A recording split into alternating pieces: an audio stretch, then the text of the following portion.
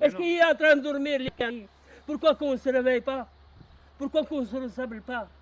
Dans le nord, dans le sud, dans l'est, dans l'ouest, qu'on se mette tous.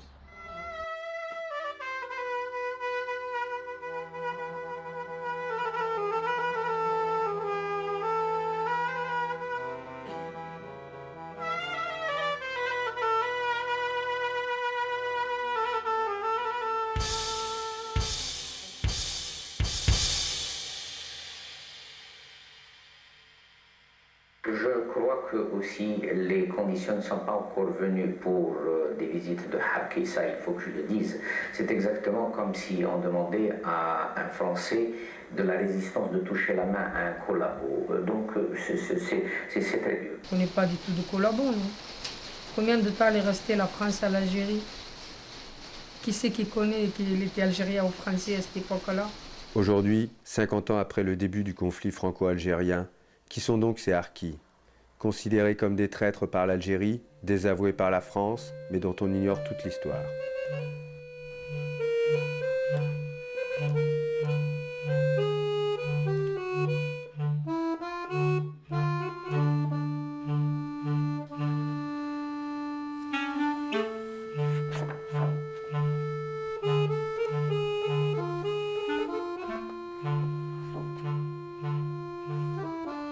De 1830 à 1871, la France colonise l'Algérie. De nombreux colons s'y installent et réduisent les indigènes au rang de sujets dont seul le déni de leur culture originelle permettrait d'accéder à la citoyenneté française. Ensuite, c'est dans l'engagement militaire que viendra la possibilité de promotion sociale. Les bataillons d'Afrique, rendus célèbres lors de tous les conflits où la France est engagée. Lors de la campagne d'Italie, Ben Bella y sera décoré par le général de Gaulle. Comment croire que dans ce soldat émérite sommeille un futur leader nationaliste? Ce nationalisme politique qui existe déjà par les voix de Ferhat Abbas ou Messa Ali Hadj, leader charismatique du PPA. Parti politique rendu clandestin par le régime de Vichy. Cette France occupée, libérée par ces soldats d'Afrique du Nord. En mai 1945, à Sétif, Guelma, le peuple algérien exprimera son aspiration à l'indépendance et sera réprimé dans le sang. Novembre 54, l'Algérie s'embrase. De la négociation politique, on passe à l'insurrection, à la révolution armée pour l'indépendance. Durant cette guerre sans nom, l'armée française engagera jusqu'à 180 000 supplétifs musulmans, nombre bien supérieur à la totalité des effectifs du FLN et de l'ALN réunis en 1960. La population attentive, soumise aux pressions des deux camps, hésite. Globalement, majoritairement, y compris pour les harkis, elle n'est pas contre cette indépendance. Ma mère, elle est partie avec, je me rappelle, du sucre, du tabac et de lait pour mon petit neveu. Et qu'il avait 4 mois. Alors donc, ma mère, elle est partie et malheureusement, elle se trouvait dans une embuscade des Falaga. Ils l'ont pris. Il y avait d'autres femmes, ils ont tué ma mère et 5 cousins et une dame qui habite pas loin de chez nous. Voilà. Alors, moi, franchement, une guerre, c'est jamais propre. Bon, mes frères, qu'est-ce qu'ils ont fait? Bon, ceux qui étaient restés dans le civil, ils sont rentrés dans l'armée militaire, enfin dans l'armée française. Mais nous étions pour l'indépendance d'Algérie. Il ne faut pas que se trompe. Mais dans la mesure où les Falènes, ils ont tellement massacré de cette population. Les harkis, ce sont d'une part des Algériens comme les autres, pris dans la tourmente d'une guerre civile. Je veux dire qu'il n'y avait pas de communauté harki, pas de peuple harki avant le 1er novembre 1954. Guerre civile qui naît dans le sein d'une société à deux vitesses, où la richesse des colons contraste avec la misère indigène. Misère qui poussera souvent l'indigène à s'enrôler dans une armée qui lui offrira une solde bien supérieure aux revenus du simple fellah. J'ai fait mon devoir. Tout en étant dans l'armée française, j'ai fait mon devoir de sauver des êtres humains. Mes frères et mes sœurs algériens. Et je suis rentré dans cette armée française parce que j'ai fait un devoir dans le français d'ailleurs. J'étais français Et en même temps, ça m'a permis à moi de sauver les êtres humains, ceux qui sont innocents.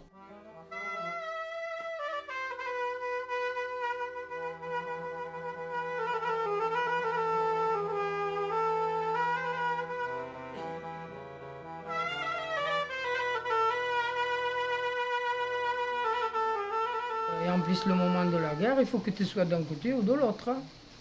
Ou bien il faut partir Falag, ou bien il faut aller à l'armée française, un des deux. Sinon, moi j'ai plein de familles qui sont morts. Là ou bien tu te fasses gorger par les Algériens, ou bien l'armée française, ils viennent te prendre aussi et tuent.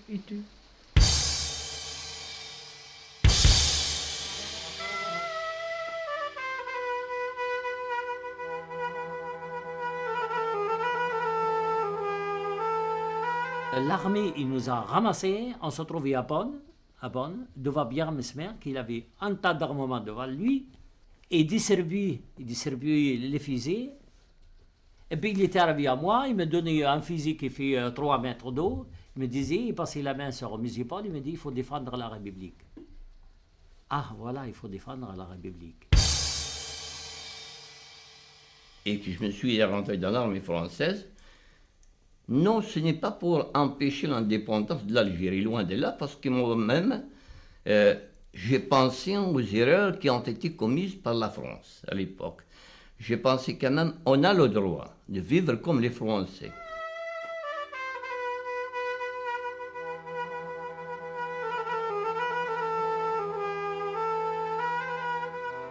Vous savez, l'armée ne fait pas des cadeaux. Hein. Toute population algérienne d'hygiène, tous ces jeunes-là, les rafles, ils sont pris dans les rafles. Il représente les exactions aussi de l'armée française, de cette violence coloniale. Il représente aussi des témoins de la violence révolutionnaire. Alors maintenant, on peut se poser la question, est-ce qu'on peut justifier une violence révolutionnaire et non une violence coloniale? Et là, la question des harkis entre à l'intérieur de cette problématique.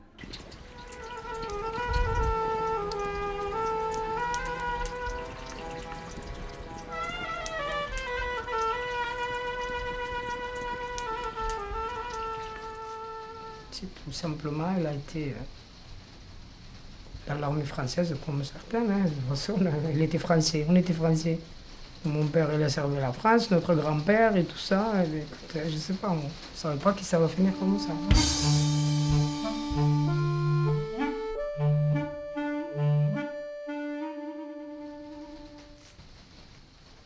Moi, j'ai connu le drapeau algérien car les Sicilveux. Car il y avait les Sicilveux, ils ont sorti le drapeau. C'est là où j'ai connu le drapeau algérien. Je ne connais pas. Donc on ne peut pas dire qu'on a choisi l'autre ou l'autre ou l'autre. Il y en a beaucoup qui s'engagent à l'armée. Hein. Même ici en France, il y a des gens qui s'engagent. Hein. Pour beaucoup, en tout cas, dans ma famille, certains et pour beaucoup, étaient des poilus, c'était battus en 14-18. Moi, j'ai visité le cimetière d'Amboise, où il y a encore des non-Zéraoula qui se sont sacrifiés en 39-45, des familles qui se sont sacrifiées à Dien Bien Phu, au Vietnam, pour ensuite continuer leur engagement et leur fidélité par rapport à la France pendant la guerre d'Algérie.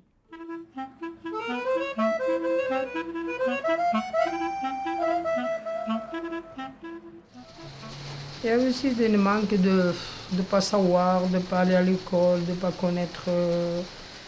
Prise entre le martèlement de l'information coloniale et l'enclume de la terreur révolutionnaire, la population indigène subit la propagande des deux camps. À l'époque, on disait les maquisards que nous appelons maintenant, à l'époque, l'armée française les appelait les hors-la-loi. Et certains parmi nous ont choisi, j'ai choisi d'être dans la loi.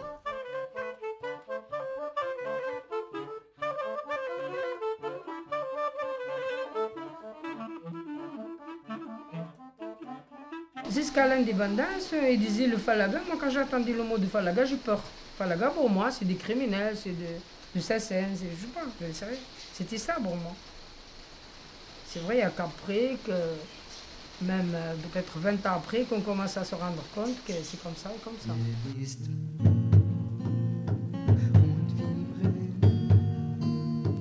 Ouais,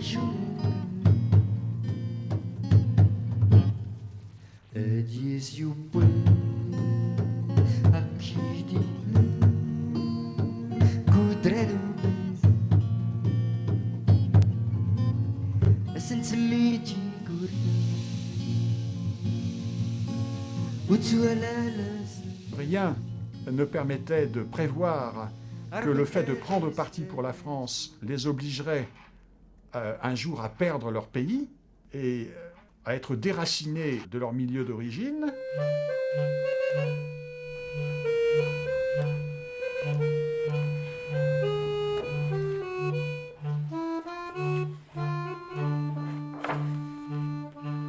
Et puis, un bon jour, un lieutenant, il dit à mon frère c'est un adjudant-chef, il dit, Monsieur Cabez, je crois que, voilà, l'Algérie, il est aux Algériens, on a reçu les ordres de général, et je pense, vous choisissez, si vous voulez, quitter l'armée, vous êtes libre.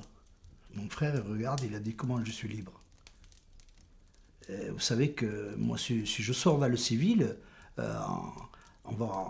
ils vont tous nous égorger. Le décret du 20 mars 62 va stipuler le choix, donc pour les anciens supplétifs, entre l'engagement dans l'armée régulière ou revenir à la vie civile avec prime de licenciement et de recasement.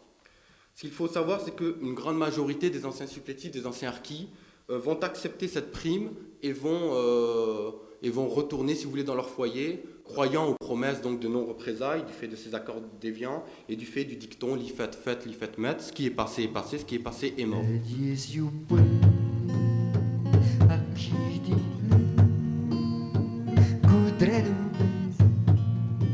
ne peux pas courir pendant plus de 3 ans derrière quelqu'un et d'aller l'embrasser sur la joue ou lui serrer la main. Parce que à l'époque, c'était, comme on dit, comme il dit mon père, je préfère que sa mère pleure que ma mère. Pour les militaires français, il n'était pas question, que les anciens harkis rejoignent avec armes et bagages donc les maquis FLN, ou il y avait aussi cette peur que certains harkis aillent rejoindre les maquis OAS, enfin maquis supposés.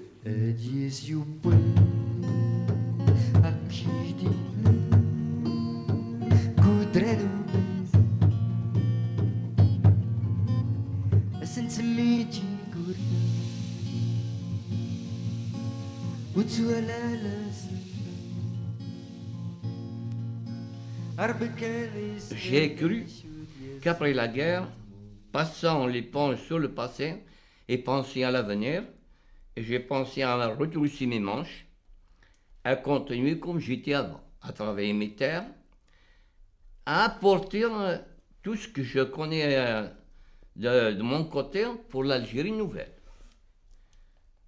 Aujourd'hui, malheureusement, ce n'était pas le cas. Il transportait plutôt du courrier d'un truc à l'autre, et il n'avait pas d'armes ni rien, donc il était en plus dans son village. Donc c'est vrai qu'il pensait que, n'ayant rien fait de mal, il pensait qu'en fin de compte, non, il allait rester chez lui et que ça allait se passer comme ça. Malheureusement pour lui, ça ne s'est pas passé comme ça. J'arrive à la maison, je rencontre des terroristes, là on les appelle les mousselines. J'ai essayé de passer, il m'a braqué avec la mitraillette. Un autre m'a donné un coup là, on s'est cassé avec la crosse. Ils m'ont ramené. J'étais le premier dans l'arrestation des harkis en Algérie. Moi, je me suis arrêté le 3 juin. Les autres, le 19 juillet et le 22 juillet. Les massacres qu'on a vus. Ceux qui voulaient le pouvoir avaient intérêt à ne pas manifester de volonté de respecter les accords d'Évian, parce qu'ils dénonçaient les accords d'Évian comme une plateforme néocolonialiste, et donc défendre les accords d'Évian dans cette situation de lutte pour le pouvoir, c'était suicidaire. On a le rapport du sous-préfet d'Akbou qui va décrire les massacres de l'été dans son arrondissement. Alors je vais le citer. Jusqu'au 27 juillet, l'ALN s'employa à rassurer les harkis et élus, leur disant que le passé était totalement oublié et que la France, dont ils étaient les premières victimes, était seule responsable de leur action. Soudain, du 27 juillet au 13 septembre 1962, environ, la répression s'abattait sans aucune cause locale particulière. On connaît des documents du FLN ou de l'ALN qui sont tombés dans les mains de l'armée française, et tous ces documents disent à peu près la même chose. Il ne faut pas inquiéter les harkis avant la proclamation de l'indépendance pour éviter qu'ils s'enfuient en France, mais quand l'Algérie sera indépendante, elle réglera leur sort de façon souveraine. Il y avait l'ALN derrière, et c'était eux qui faisaient prisonnier les harkis. Leur rôle, c'est ça. Alors, ils ratissaient plus ou moins Alger, un peu la campagne, et tout ce qui... Ils avaient des renseignements, tout ce qui était harkis, allez, ils embarquaient.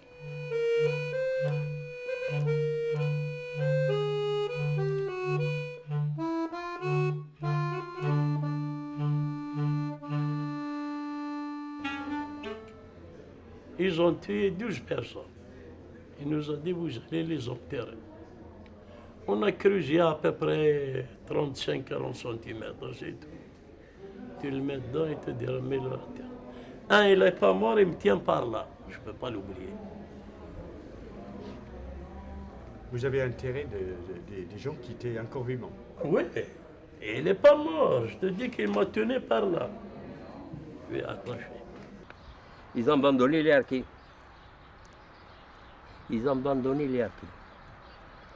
Les gens qui sont mourir là-bas pour rien du tout, qu'on court derrière le Jamsi ou derrière le 4x4 pour monter et les soldats ils t'écrasent les mains, ils tombent par terre et les autres ils viennent faire le travail.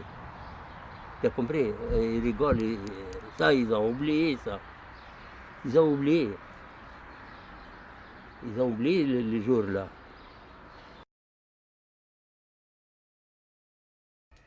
Tous les matins, on faisait les harkis. Moi, j'ai vu un capitaine, j'ai dit, mon capitaine, l'armée française ne peut pas laisser faire ça. Il me dit, on ne peut rien faire sans les ordres.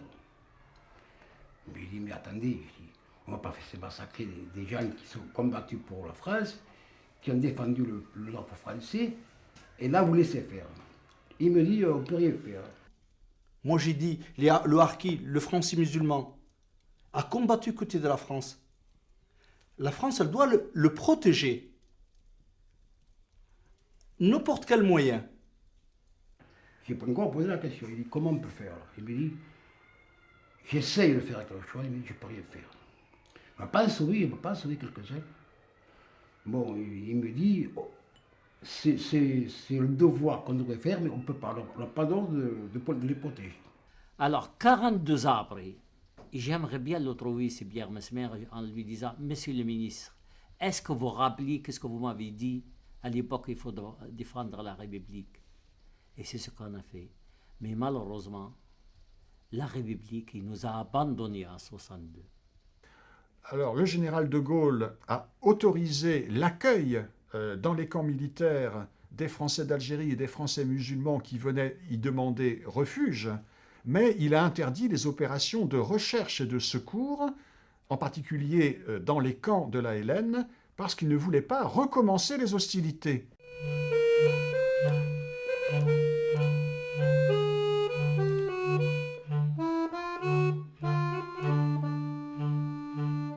À partir de fin 62, alors qu'il n'y a plus de guerre civile, il y a une épuration officielle. Alors on a plusieurs sources qui le démontrent. On a par exemple encore ce fameux rapport du sous-préfet d'Akbou qui dit qu'à partir de novembre 62, alors que l'État algérien commence à se mettre en place, il y a une extension des massacres à tous ceux qui ont eu un comportement pro-français. Donc des élus, des civils, des anciens harkis qui n'avaient pas été inquiétés durant l'été 62, qui sont eux aussi, pour certains suppliciés, bon, c'est surtout pour ceux qui sont élus, mais pour beaucoup emprisonnés. Pourquoi on ne les a pas fait rentrer en France à ce moment-là? Pourquoi il y a eu tant de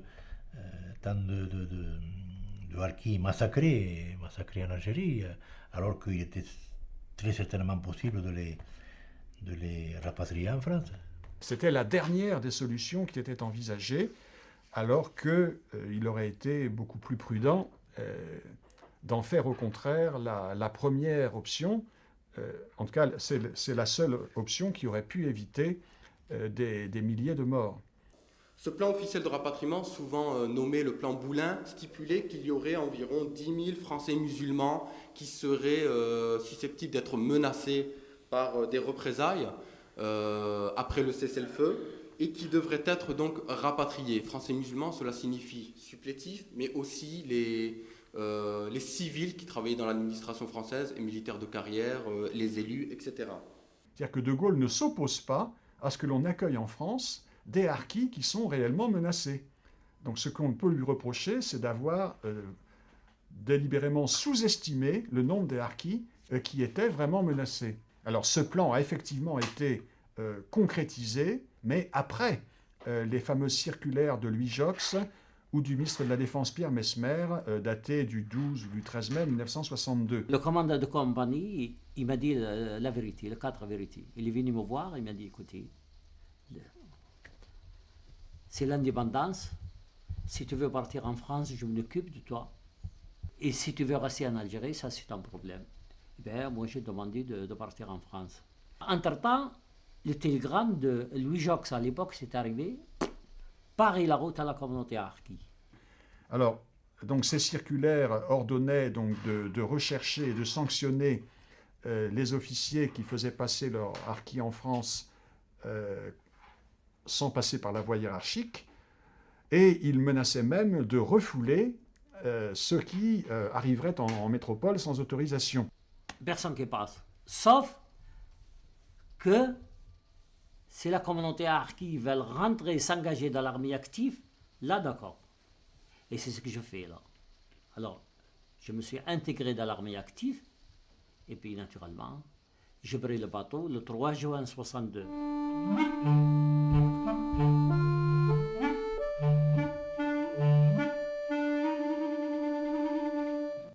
Il va y avoir aussi des filières clandestines, donc des sous-officiers, souvent des sous-officiers SAS, qui vont rapatrier leurs hommes dans des filières clandestines en désobéissant aux ordres. On a l'exemple fameux et célèbre de la DBFM, division blindée de fusiliers marins, qui vont installer leurs anciens supplétifs à l'Argentière en octobre 62.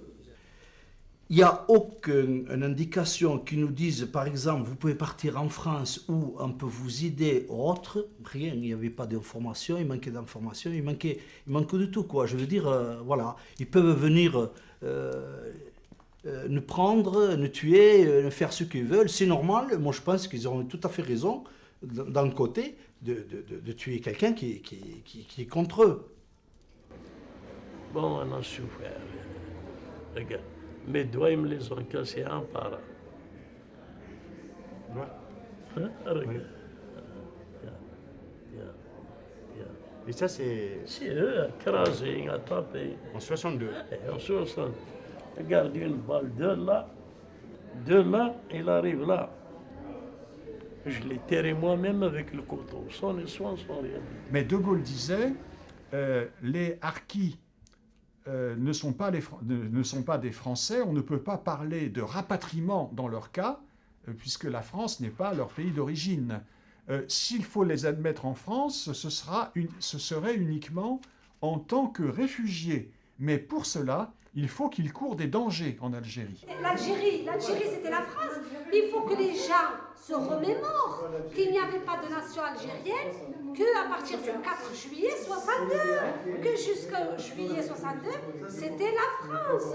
Tant que l'Algérie n'était pas devenue indépendante, tous les habitants de l'Algérie restaient citoyens français.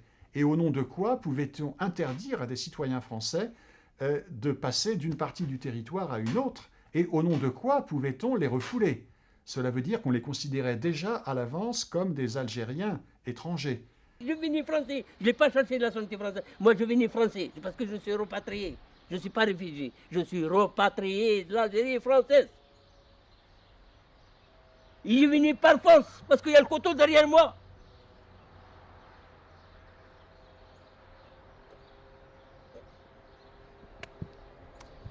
Le couteau derrière moi. Il disait, si on n'y prend pas garde, tous les Algériens voudront venir en France en se faisant passer pour des harkis.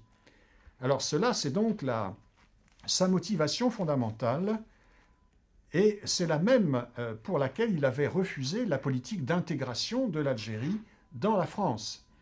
Comme il l'avait dit à Alain Peyrefitte dès leur premier entretien sur le sujet, en mars 1959, si on laisse se développer l'immigration algérienne en France, eh bien, mon village ne s'appellera plus Colombelles et 2 églises, mais Colombelles et 2 mosquées. En termes de bilan, et en ce qui concerne le bilan des victimes, il faut être honnête et objectif. On ne sait pas combien de harkis ont été massacrés durant l'année 62, durant l'été et après l'été 62.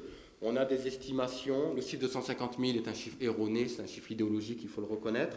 Mais ce qui est sûr, c'est qu'il y a eu massacre, que ça se chiffre sûrement par dizaines de milliers, mais on ne pourra jamais, ça c'est certain,